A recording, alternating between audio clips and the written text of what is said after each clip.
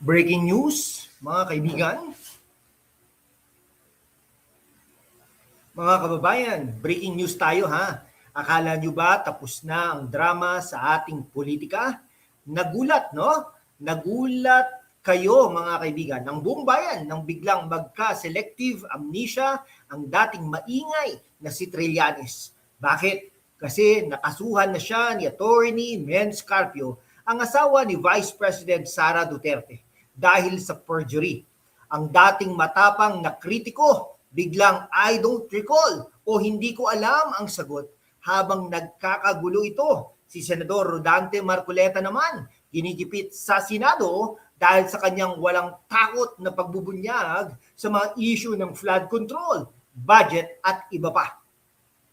Ano ang tinatago nila? Ngayong episode ng Truth Bomb, ilalabas natin ang matinding explainer na ayaw nilang marinig ninyo. Walang kinikilingan, walang sinasanto, puro facts at katotohanan lang. Get ready dahil gigisingin natin ang kamalayan nyo. Bago tayo magpatuloy mga kaibigan, sa mundong puno ng fake news at political spin, ang katotohanan ang unang target. Pero habang may hashtag #WalkWithLan, hindi tayo titigil.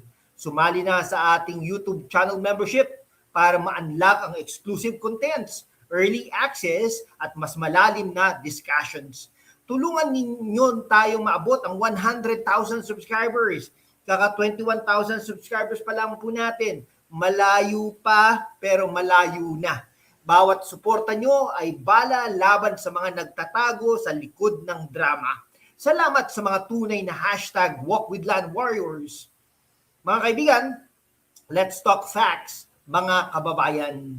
May 2026 Attorney Manasseh Menz Carpio filed a criminal complaint for perjury laban kay former Senator Antonio Trillanes IV sa Pasig City Prosecutor's Office. Anong dahilan? Yung 11-page notarized affidavit ni Trillanes sa House impeachment proceedings laban kay Vice President Sara noong April 22, 2026.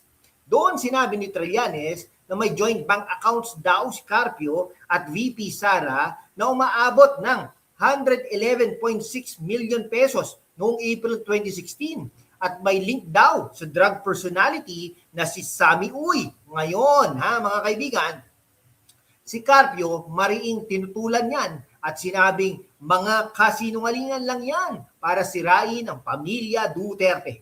Previous Senate Blue Ribbon at Ombudsman investigations daw ay cleared na sila noon pa. Tapos bigla kapag hinabol na ng kaso, nagkaka-amnesia.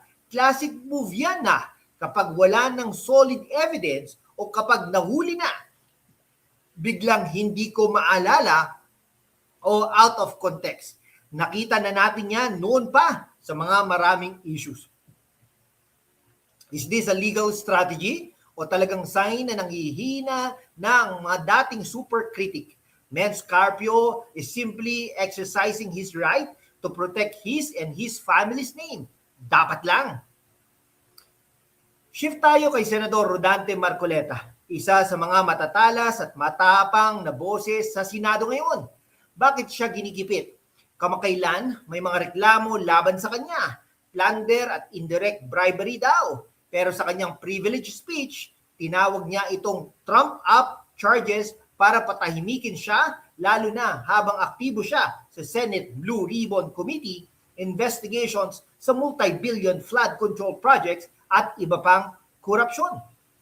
Mga kaibigan, si Marcoleta kilala sa kanyang matalas na pagtatanong, Okay? Sa kanyang no vote sa controversial 2026 national budget at sa pagiging champion ng rule of law. Kapag may nagsasabi ng totoo at humihintay ng mga anomaly, asahan mong lalabas ang mga kaso para i-distract ito. Pero sabi niya, hindi ako matatakot. Yan ang klase ng leader na kailangan natin. Hindi yung maingay lang kapag nasa oposisyon, tapos tahimik kapag naharap na sa kaso.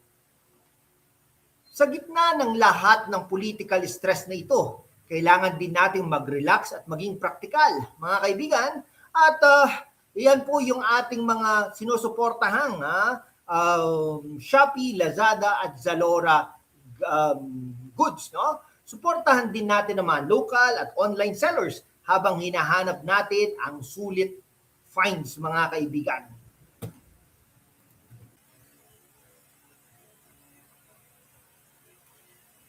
Mga kababayan, bago tayo magtapos, huwag nating kalimutan ang mas malaking larawan. Bakit importante ang kaso ni Trillanes at ang ginagawa ni Senador Marcoleta? Una, ang amnesia ni Trillanes ay hindi lang simpleng personal na issue. Ito ay pattern na nakikita natin sa maraming political figures. Kapag sila ang nagsasalita at nag-aakusa, matapang, malakas ang boses at walang takot. Pero kapag sila naman ang naharap sa kaso, biglang tahimik o nagkakamali ang memorya. Si Atty. Menz Carpio bilang isang private citizen ay gumagamit lang ng legal remedies na available sa lahat. Bakit parang may double standard? Kung sila ang nagsasampa ng impeachment o kaso, yan daw ay demokrasya. Pero kapag sila ang nakasuhan, yan naman daw ay political harassment. Alin ba talaga? Samantala, si Senador Rodante Marcoleta ay patuloy na binubuli sa Senado. Bakit? Dahil hindi siya natatakot magtanong tungkol sa multi-billion peso flood control projects na paulit-ulit na nabibigo taon-taon. Hindi siya natatakot i-challenge ang pork barrel mentality at ang mga questionable insertions sa national budget. Kapag may ganitong klaseng senador na matalas at matapang, ang sagot ng mga kritiko ay maghain ng kaso, plunder, bribery at kung ano-ano pa para i-distract at patahimikin.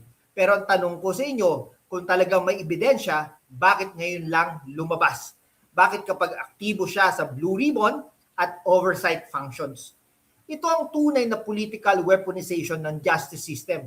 Ginagamit ang korte at ombudsman para i-silence ang mga hindi sumasabay sa naratibo ng oposisyon. Sa 2026 politics natin, malinaw na may dalawang klase ng politiko. Isa, yung maingay kapag nasa labas pero biglang nagkakamali sa memorya kapag naharap sa pananagutan.